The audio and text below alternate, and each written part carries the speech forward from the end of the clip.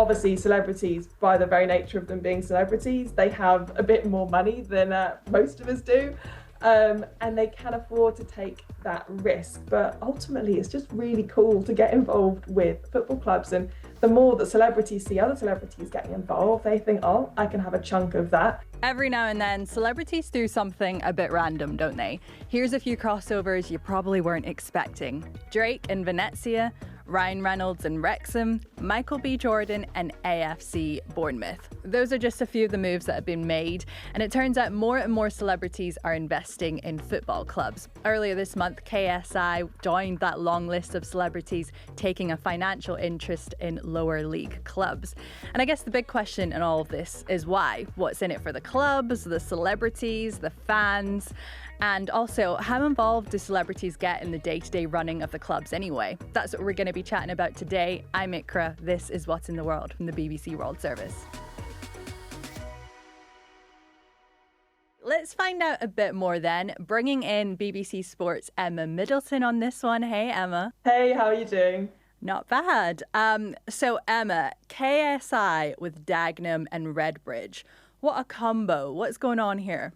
What a combo indeed. Yeah, let's have a little overview chat about what's gone on. So obviously KSI, one of the world's biggest YouTube stars, TV personality, boxing, musician. He's bought a stake in Dagenham and Redbridge Football Club, who sit in the 6th tier of English football. And that was announced by a very excited KSI on his Instagram. And in that video, he said he wanted to take this 6th tier club to the Premier League. So you can't get much more ambitious than that. But it's important to note that it is a minority stake. So in general, that means that he won't be sort of making the big club decisions, but ultimately he will have some influence in the direction of travel. But it's a huge opportunity for this, 6th tier club to sort of maximise on the brand of KSI and obviously further opportunities for commercial growth from that.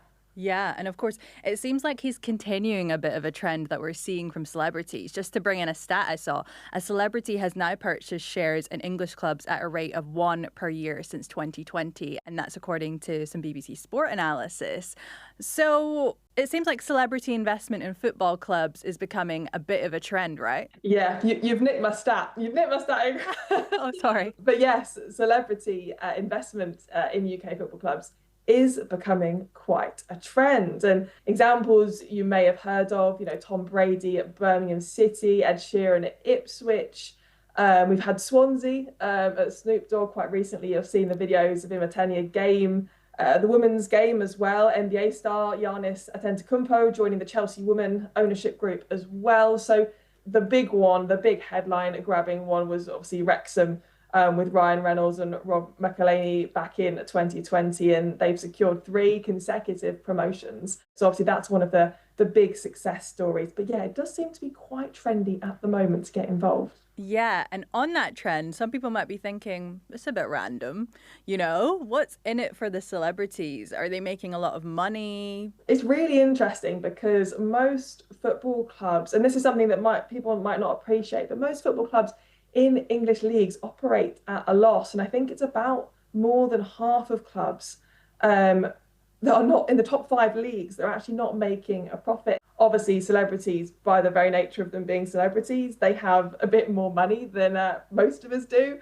And they can afford to take that risk. But ultimately, it's just really cool to get involved with football clubs. And the more that celebrities see other celebrities getting involved, they think, oh, I can have a chunk of that as well. And it's a huge opportunity for celebrities to kind of capitalize on a different group, different fan base. They're tapping into an entire new market and sort of use the club's fan base and the club using their fan base and working together to kind of build a profile together. Yeah, and I guess because of the way the English Football League works, teams can be promoted or relegated each season. It means it makes for a lot of movement in the leagues, and also you can buy lower league clubs fairly cheaply, right? And it feels like that's not as much the thing in the US, where the leagues are much more fixed.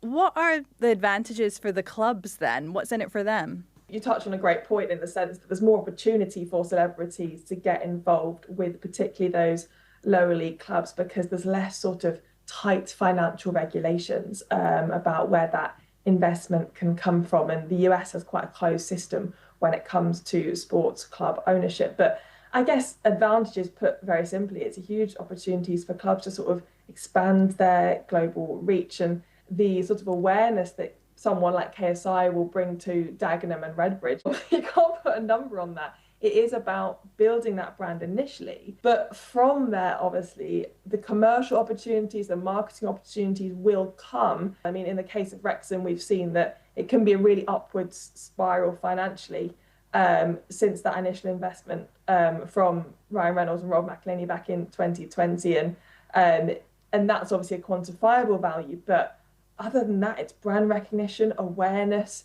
global recognition, a new fan base, and obviously nowadays social media, growing that audiences online as well, which is really important. But people might be thinking, how much influence do the celebrities have anyway, especially when we've been talking about really small stakes here in some examples? It's really important to sort of focus on the word minority here, because purchasing a minority stake in a football club kind of does mean just that. They don't have the overriding decision-making power. It's not like all of a sudden these celebrities are coming in and all of a sudden they are running the club. More often they're kind of joining an ownership group, and they can still feed into those decisions, but they don't have to make the really, really big decisions. That's actually a really attractive proposition for celebrities, because they can still have decision-making power as a minority sort of stakeholder and part of the ownership group, but they're not ultimately responsible for the really big calls. We've been reaching out to some fans across the world for their takes on this. This is a fan from a Wrexham supporters club in Uganda. Yeah, we are excited to share our thoughts on Ryan Reynolds and Rob McElhenney. We are buzzing about Ryan and Rob with co-ownership of Wrexham FC. It's inspiring to see celebrities investing in football, and we are thrilled about the potential for growth and the exposure. As for Wrexham Uganda, we've definitely seen a surge in interest and new members joining us. It's a great time to be part of the Wrexham family. And this is a fan of AFC Bournemouth from Korea. First of all, I'd like to say a huge congratulations to Michael B. Jordan on his Academy Award. And to answer your question, of course, I'm really glad to see someone like him investing in the club, because it's always nice to expand our global fan base. And yeah, since he's such an inspirational figure, I'm pretty sure he will bring in even more fans in the future. But I'd say there is something really special among the AFC Bournemouth fans.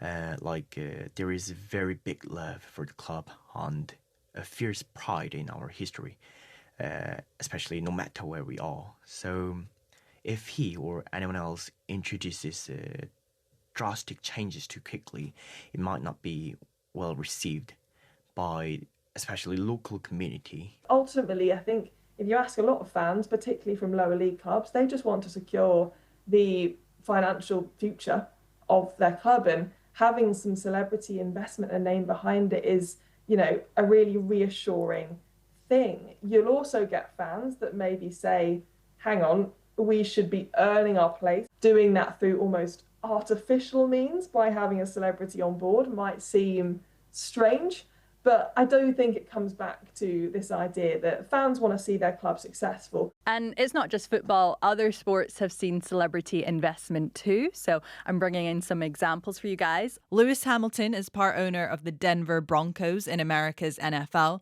Travis Kelce, that's Taylor Swift's fiance to some of you guys, is part owner of the Alpine F1 team. And so is Ryan Reynolds. So, sticking with that theme of hearing about celebrity investments in different sports teams across the world, let's go to India now. This is journalist Janavi Muley. The Indian Premier League, or the IPL, is the most popular T20 cricket league in the world, and it has a couple of teams that are owned by celebrities, especially people from Bollywood. Like Preeti Zinta has a stake in Punjab Kings team, while Kolkata Knight Riders is a team that is co-owned by actors Shah Rukh Khan and Juhi Chawla. In the initial years of the league, celebrities did help bring more attention and promotion to this shortest and newest format of the game. They also added to the entertainment value of T20 cricket, and the game became more popular, especially among women audiences in the country. Of course, the reason is cricket itself, but celebrities did make the game more relatable or palatable to their own fan bases. After success of IPL, many of the celebrities invested in other sports as well.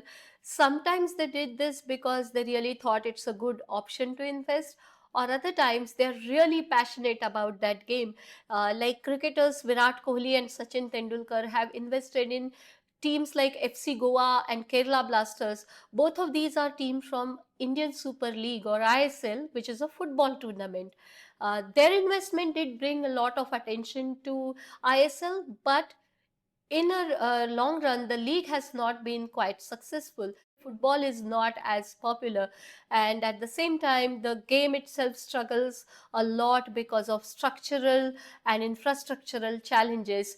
So, a mere investment by a celebrity doesn't guarantee any improvement. Okay, and Emma, I'm thinking not every club has a fairy tale ending or fairy tale touch from a celebrity, right? Are celebrities sometimes taking a risk by investing? Yeah, they absolutely are. And I mean, as we've discussed, there are lots of clubs in the English football leagues that don't make a profit, and instead they're relying on owners' money.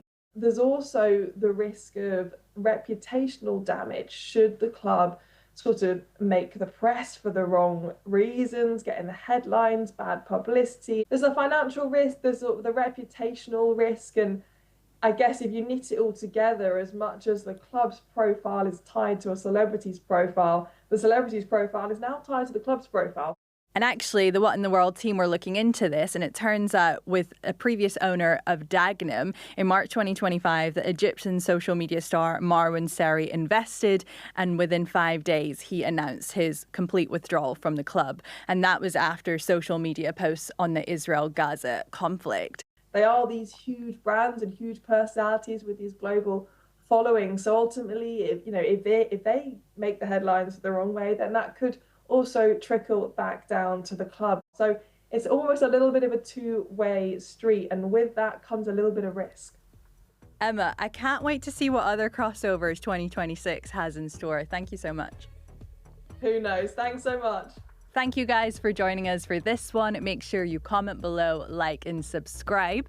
Speaking of your comments though, I wanted to shout out Whitney, who commented on our episode on the truth about LED face masks. She says, I love my red light LED face wand, although it's gimmicky, but it feels so nice and relaxing when I use it. So thank you so much for that one, Whitney. And thank you to everyone who's been commenting on our episodes. We see all of them. For now, I'm Ikra. This is What's in the World from the BBC World Service.